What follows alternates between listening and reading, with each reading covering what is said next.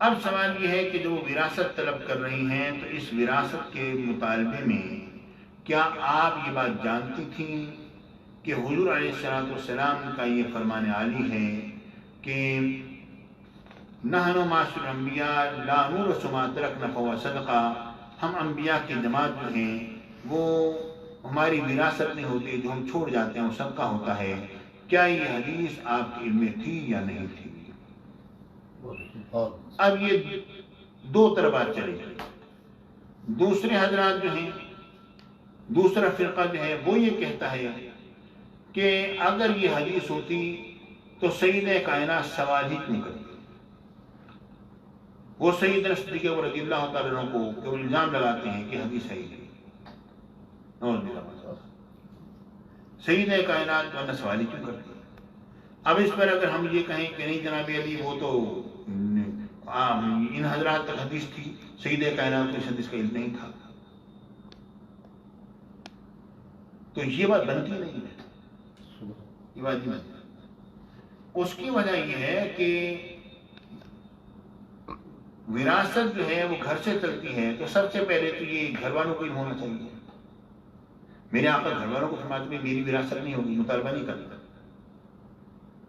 میرے آقا یہ بات فرماتے ہیں۔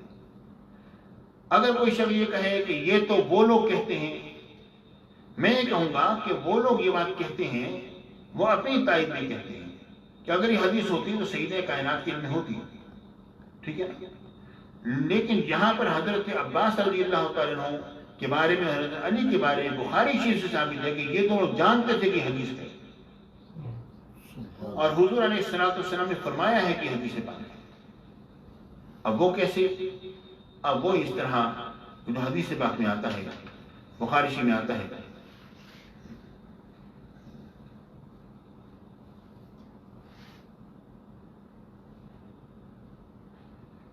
کہ جب، اب میں یہ بات اس طرح سے کروں گا کہ میں پہلے خلاصہ کو بتلا دوں۔ وہی ہوا کہ باغ فتح کا معاملہ جب آیا اور معرفہ کا معاملہ جب آیا تو حضرت عمر بن خطاب رضی اللہ تعالیٰ عنہ نے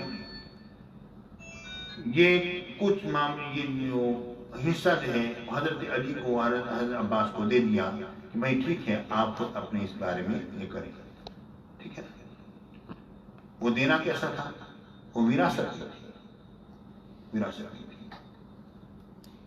وہ ہوا یہ کہ یہ تقسیم تو تمام میں پھر ہوئی تھی۔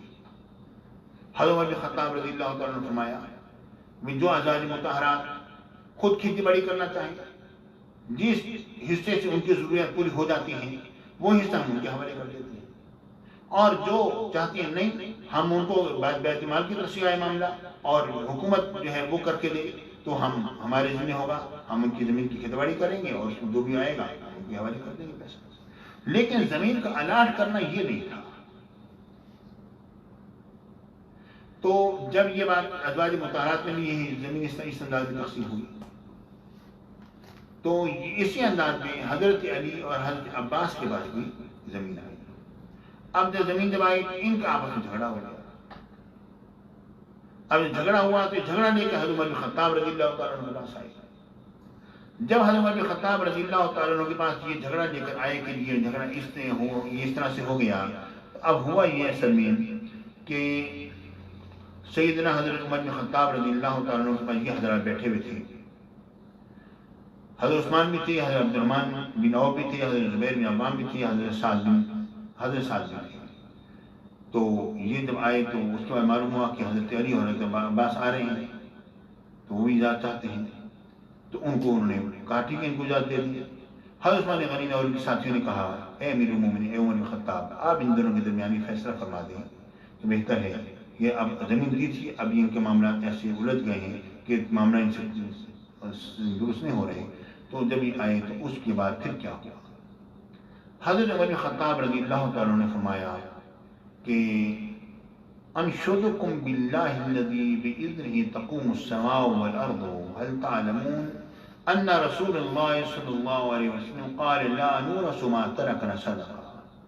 آپ نے فرمایا ان لوگوں کی طرف متوجہ ہو کر فرمایا کہ میں تمہیں اللہ کی قسم دے کر سوال کرتا ہوں، پوچھتا ہوں کہ وہ اللہ جس کے اذن سے آسمان اور زمین قائم ہے، کیا تم یہ بات جانتے ہو کہ رسول اللہ صلی اللہ علیہ وسلم نے ارشاد فرمایا، میرے آقا نے ارشاد فرمایا، لا نورث ما ترکنا صدقہ، نہیں وارث بنائے جاتے ہم جو چھوڑ جاتے ہیں صدقہ ہوتا ہے۔ تو اس میں حضور علیہ السلام نے اپنی ذات اقدس کا ارادہ فرمایا، تو اس پر اب آپ کیا کہتے ہیں؟ انہوں نے جماعت والوں نے کہا، قال ذلك رسول اللہ صلی اللہ علیہ وسلم نے اسی طرح فرمایا تھا۔ فاقبل عمر على علي وعباس، حضرت عمر بن خطاب حضرت علی اور حضرت عباس کی طرف متوجہ ہوئے اور انہیں فرمایا، انشدکما باللہ هل تعلمان ان رسول اللہ صلی اللہ علیہ وسلم قال ذلك، اب میں آپ دونوں کو یہ اللہ کی قسم دے کر سوال کرتا ہوں، مجھے یہ بتائیے کہ کیا آپ جانتے ہیں کہ رسول اللہ صلی اللہ علیہ وسلم نے اس طرح فرمایا تھا؟ قسم دے کے پوچھتا ہوں۔ تو قالا نام، ان دونوں نے کہا ہاں ہماری بڑی بات ہے۔ اب یہ بات اس طرح نہیں چلے گی کہ جناب علی انہوں نے باقی صحابہ کرام سے سنا اور بھی کہہ دیا ہاں ہم گواہی دیتے ہیں، ٹھیک ہے نا، ہم جانتے ہیں، کیونکہ حضرت عمر بن خطاب رضی اللہ تعالیٰ عنہ فرمایا، انشدکما باللہ، میں تمہیں اللہ کی قسم دے کر یہ بات سوال کرتا ہوں۔ جب قسم دی جاتی ہے تو اس کے مقابلے میں جب انسان کو قسم دی جائے تو کیا کہتا ہے؟ لوگ اگر کوئی بات کہہ رہے ہیں، ہاں کہتا ہے کہ ہاں یہ سب لوگ کہہ رہے ہیں اس لیے میں یہ بات میں تسلیم کر دیتا ہوں۔ مگر یہ کہ جب انہوں نے یہ کہا تھا کیا حضور علیہ السلام نے اس طرح فرمایا یا نہیں فرمایا؟ اب آپ کیا کہتے ہیں؟ تو جب یہ بات آئی اس پر جو وہ دونوں قالا نام دونوں نے کہا ہاں، تو یہ اس بات کی دلیل ہے کہ ان حضرات نے حضور علیہ السلام سے حدیث باقاعدہ سنی تھی، بالکل، کیونکہ حضرت عمر بن خطاب رضی اللہ تعالیٰ عنہ ان کو قسم دے کے بات کی تھی۔ قسم دینے کے بعد پھر یہ احتیاط کا تقاضا یہ تھا کہ اگر انہوں خود نہ سنی ہوتی اور صحابہ کرام سے سننے کی بات کہی ہوتی تو پھر یہ اس طرح سے بات نہ کرتے، اس طرح سے قال نام نہ کہہ دیتے۔ قال نام کہنا اس بات کی دلیل ہے کہ انہوں نے خود یہ بات حضور علیہ السلام سے سنی ہے، کیونکہ انہوں نے کہا کہ ان رسول اللہ صلی اللہ علیہ وسلم قال ذلك، کہ حضور نے بات فرمائی آپ کی میں قسم دے کے پوچھتا ہوں، ٹھیک ہے نا۔ اور یہ جب دیگر اور روایات میں اگر کوئی صحابی اگر کوئی روایت کرے کسی صحابی سے تو اس کا ذکر کرتا ہے باقاعدہ، اور یہ تو انتہائی مقام احتیاط تھا، ٹھیک ہے نا۔